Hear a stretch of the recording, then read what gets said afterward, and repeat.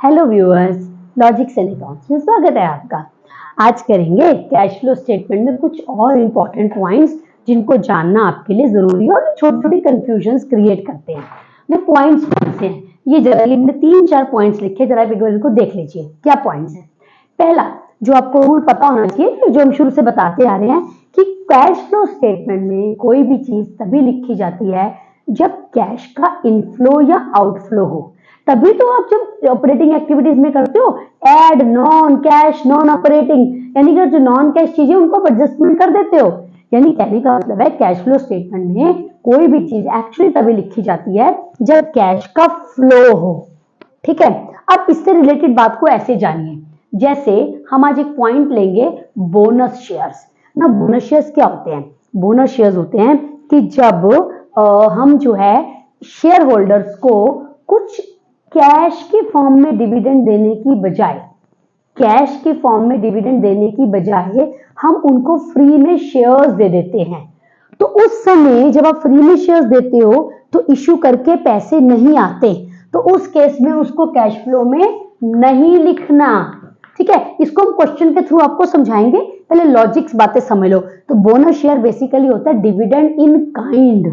हाँ, तो ये जब आप दे रहे हो तो मतलब ये है कि आप उनको शेयर्स जो है वो जब देते हो तब आप उनके बदले में पैसे नहीं लेते हो, तो शेयर इश्यू करके पैसा नहीं आता, देयरफॉर उसको फाइनेंसिंग में नहीं लिखना।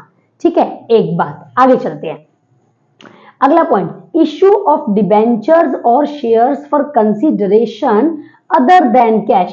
आपको शेयर्स में और डिबेंचर में एक टॉपिक है ना कि जब हम शेयर और या डिबेंचर को इश्यू करते हैं और बदले में हम कोई एसेट ले लेते हैं, यानी एसेट खरीदी और बदले में शेयर्स या डिबेंचर दे दिए। अब इसमें भी कैश का फ्लो नहीं हो रहा है ना, इसमें भी कैश का फ्लो नहीं हो रहा, उसको भी आपने कैश फ्लो स्टेटमेंट में नहीं लिखना। ठीक है, तीसरी बात, डिविडेंड। ये याद रखिए कि हमें ये पता है कि बाय डेफिनेशन अगर कंपनी इक्विटी शेयर होल्डर्स को डिविडेंड दे रही है तो प्रेफरेंस को देना ही पड़ेगा। प्रेफरेंस को देने के बाद ही आप इक्विटी शेयर्स को डिविडेंड देते हो, तो डिविडेंड हमेशा पहले प्रेफरेंस शेयर्स को देना है फिर इक्विटी को देना है। अब कैश फ्लो स्टेटमेंट में इसकी क्या रेलेवेंस है? देखिए, कैश फ्लो स्टेटमेंट में ये रेलेवेंस है कि मान लीजिए अगर क्वेश्चन में ये लिखा है dividend paid to equity share holders और प्रेफरेंस के बारे में कुछ नहीं बता रखा, तो आप ये मानकर चलोगे भाई कि अगर इक्विटी को दे रहे हैं तो प्रेफरेंस को तो देना ही देना है, तो ना भी क्वेश्चन में कहा हो तब भी प्रेफरेंस को दोगे। लेकिन vice versa is not true. क्या मतलब है कि अगर क्वेश्चन में प्रेफरेंस शेयर होल्डर्स का डिविडेंड दे रखा है तब ये मत समझो कि इक्विटी को दिया हो, यानी इक्विटी को तो तभी देना जब बताया हो। लेकिन अगर इक्विटी को बता रखा है और प्रेफरेंस के बारे में कुछ नहीं कह रखा तो आपको याद रखना है कि आपने प्रेफरेंस शेयर होल्डर्स को डिविडेंड देना ही देना है, तभी आप इक्विटी को दे सकते हो। ठीक है, ये वाली बात होगी। तो आज जो हमने सिचुएशन ली है यहाँ पर, जो हम क्वेश्चन करेंगे इन्हीं बातों को लेंगे। कौन सी बातें? जब कैश का फ्लो हो तभी कैश फ्लो स्टेटमेंट में लिखना है, बोनस शेयर जब इश्यू करते हो तब आपका कैश को फ्लो नहीं होता, उसको कैश फ्लो स्टेटमेंट में नहीं लिखना। ठीक है, जब आप शेयर या debenture consideration other than cash की फॉर्म में इश्यू करते हो यानी काइंड में करते हो, तब ना तो एसेट खरीदते समय पैसा गया, ना ही शेयर्स या डिबेंचर इश्यू करते समय पैसा आया, दोनों को कैश फ्लो स्टेटमेंट में नहीं लिखना। इसके बाद डिविडेंड अगर इक्विटी को दे रहे हो तो प्रेफरेंस को देना ही पड़ेगा। तो ये बातें हैं, आज हम ना ये इस क्वेश्चन में इन बातों को लेंगे। तो आइए डिस्कस करते हैं। ये मैंने एक बैलेंस शीट का एक्सट्रैक्ट लिया। आप जानते हो ना एक्सट्रैक्ट का क्या मतलब होता है? एक्सट्रैक्ट का मतलब एक पार्ट। मैंने बैलेंस शीट ली, मैं एक पार्ट में लिया है। ये है 31 मार्च 2022 को और ये है 31 मार्च 2023 को। मैंने इक्विटी और लायबिलिटी साइड में क्या क्या लिया? 3 लाख से 4.5 लाख के शेयर्स हो गए, 9% प्रेफरेंस शेयर्स 2 लाख से 1,60,000 के रह गए, यानी कम हो गए। ठीक है ना। सरप्लस दे रखा है क्वेश्चन में 60,000 से 70,000 हो गया, यानी 10,000 का बढ़ रहा है। 8% डिबेंचर्स 2,80,000 से 3,80,000 के हो रहे हैं, यानी 1 लाख के बढ़ रहे हैं। एसेट साइड में इक्विपमेंट्स दे रखे हैं 5 लाख से 9 लाख के हो गए। ये बैलेंस शीट इक्वल नहीं होगी क्योंकि ये पूरी बैलेंस शीट नहीं है, ये पार्ट है, ये एक्सट्रैक्ट है। अच्छा जी, एडिशनल इंफॉर्मेशन हमारे पास 3 पॉइंट्स हैं। क्या? बोनस शेयर्स, हमने इक्विटी शेयर्स को बोनस शेयर्स इश्यू करे हैं इन द रेशियो ऑफ 3:1। 3:1 का मतलब पता है क्या है कि जिनके पास 3 शेयर हैं उनको आपने 1 शेयर और दे दिया। जिसके पास 3 शेयर्स हैं उसको 1 शेयर आपने दे दिया फ्री ऑफ कॉस्ट, यानी पैसे आपने उनसे नहीं लिए। अच्छा, उसके बाद अगली एक लाइन और है, cash dividend paid to equity shares. Equity share holders को हमने कैश में डिविडेंड दिया, यानी एक तरीके से इस क्वेश्चन के साथ ना जो डिविडेंड हमने दिया ना 2 दिए हैं। ये डिविडेंड इन काइंड है क्योंकि बोनस शेयर को डिविडेंड इन काइंड कहते हैं, और कैश डिविडेंड भी दिया 40,000 का। देखो क्वेश्चन में ये कह दिया इक्विटी शेयर्स को दिया, प्रेफरेंस का नहीं बताया, तो हमें अपने आप मानना पड़ेगा भाई कि अगर इक्विटी को कह रहे हो तो प्रेफरेंस को तो दोगे ही दो, ठीक है ना। तो हम क्या कह रहे थे भाई कि अगर इक्विटी शेयर्स को डिविडेंड दिया है तो प्रेफरेंस को तो दिया ही होगा, ये तो हमें जानना है। हाँ, अगर क्वेश्चन ये कहता है ना डिविडेंड पेड ऑन शेयर्स, तो तब ये मान के चलो कि इक्विटी एंड प्रेफरेंस दोनों का है। द ओनली पॉइंट इज अगर इक्विटी मेंशन्ड है तो प्रेफरेंस को जरूर दो, ठीक है। आगे पॉइंट क्या है, आगे कहता है 8% debentures were issued at par for purchase of equipments.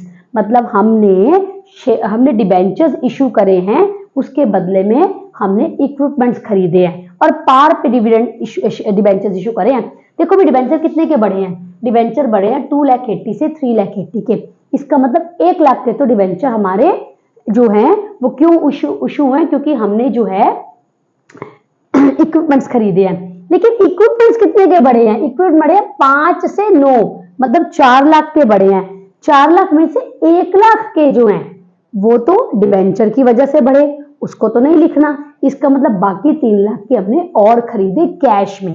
भाई टोटल 4 के खरीदे, 1 लाख खरीदे बिकॉज ऑफ डिबेंचर्स, बाकी 3 लाख के कैश में खरीदे, इसको लिखेंगे, ठीक है। तो चलिए आइए इसको अब हम इन सारी बातों को कैश फ्लो स्टेटमेंट में लिखते हैं।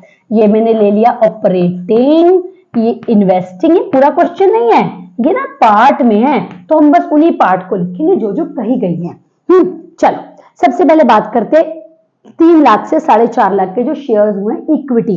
भाई वो कहते 3:1 में तो आपने बोनस शेयर इशू करे, तो 3 लाख का अगर मैं 3:1 का रेशो लेती हूं तो इसका मतलब है इसका 1/3 अगर मैं करूं तो इसका मतलब आ गया 1 लाख, है ना, 1 लाख आ गया। तो इसका मतलब ये है कि 1 लाख के शेयर्स जो हैं वो तो हमारे बोनस शेयर्स के फॉर्म में हो गए, है ना। तो 1 लाख तो 4 लाख के हो जाने चाहिए, लेकिन क्वेश्चन कहता है ये 4.5 लाख के हो गए।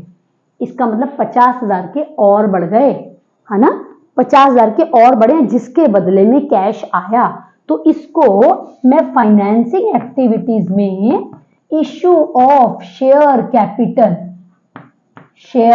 कैपिटल, कौन सी शेयर कैपिटल, मतलब इक्विटी शेयर कैपिटल, कितना 50,000। अब समझ रहे हो, मैंने 1.5 लाख नहीं लिखा, क्योंकि 1 लाख के जो हैं वो तो बोनस शेयर की फॉर्म में गए हैं ना, जिसके बदले में कैश नहीं आया। हम कैश फ्लो में तभी लिखते हैं जब कैश का आना जाना हो। तो 50,000 कैश आया है केवल, 1.5 लाख बढ़ा, 1.5 में से 1 लाख तो उसके हो गए बोनस शेयर्स के, बाकी 50 बढ़ गए, उसको हमने यहाँ पे लिख दिया, ठीक है। एक बात मैंने ये करी। अच्छा चलो आगे बढ़े, ये बोनस शेयर्स का पॉइंट हमारा डिस्कस हो गया। अब बात करते हैं dividend, cash dividend paid.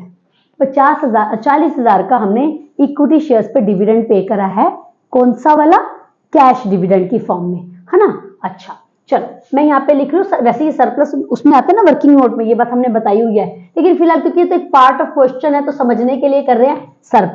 Surplus हमारा 60,000 से 70,000 हो गया, तो मतलब 10,000 का सरप्लस हमारा यहाँ पे बढ़ गया, प्रॉफिट कैश की फॉर्म में आया।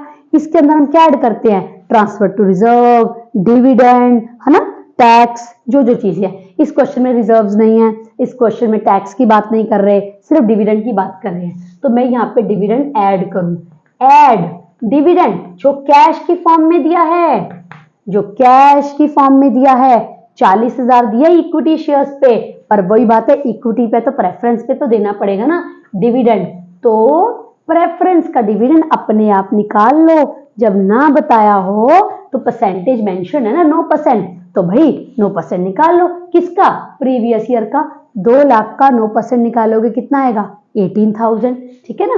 मैंने इसका 9% निकाला तो आ गया कितना, 18,000। तो ये तो हो गया प्रेफरेंस शेयर्स का डिविडेंड। अब आ जाओ क्या, इक्विटी शेयर्स का डिविडेंड कितना है, 40,000। तो एक प्रेफरेंस का नहीं बोला था, हमने अपने आप ले लिया। यही बात तो हम समझाना चाह रहे हैं कि जब इक्विटी पर डिविडेंड देते हैं तो प्रेफरेंस पर तो देते ही देते हैं। हो गई ना ये बात? चलो आगे बढ़े, ये मैंने बात कर ली। नेक्स्ट करते हैं, क्या है, 8% debentures were issued at par for purchase of equipments. अब आ जाइए भाई, 1 लाख के डिबेंचर आपने इशू करे तो 1 लाख का कैश आना चाहिए, पर क्वेश्चन कहता है कैश नहीं आया, इसके बदले में इक्विपमेंट्स आए हैं।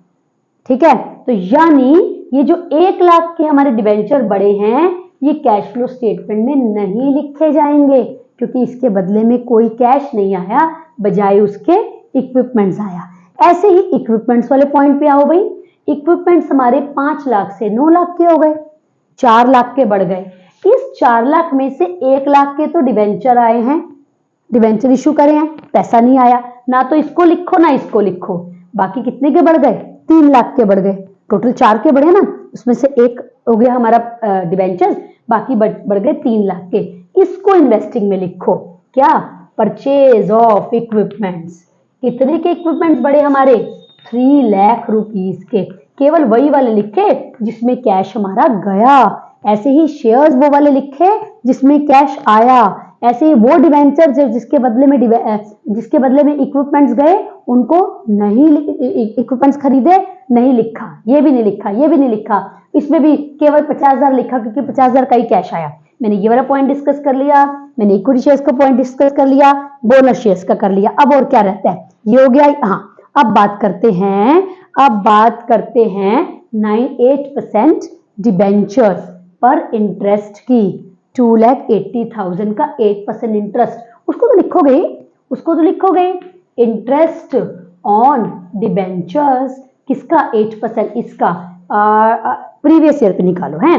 8 8 10 64, 6 कैरी, 8 2 16, 16 और 6 22,400 आ गया ना, है ना? ठीक है ना, 22,400 यहाँ पर प्लस होता है ऑपरेटिंग एक्टिविटीज में, हाँ, और फाइनेंसिंग में माइनस इंटरेस्ट ऑन डिबेंचर्स 22,400। ये हमने अपने उस बता रखे हैं वीडियोस में, जहाँ पर इंटरेस्ट का क्या करते हैं फॉर्मेट में जब डिस्कस किया था, वहां पर हमने ये बात बताई थी। मेरे ख्याल सारी बातें हो गई।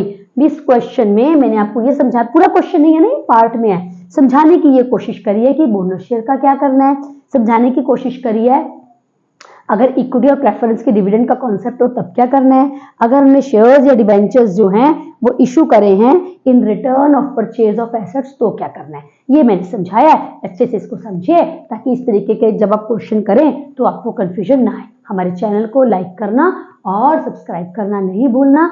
हम अपने वीडियोस में और आने में और कॉन्सेप्ट्स को लेकर आएंगे। Till then, good bye all of you.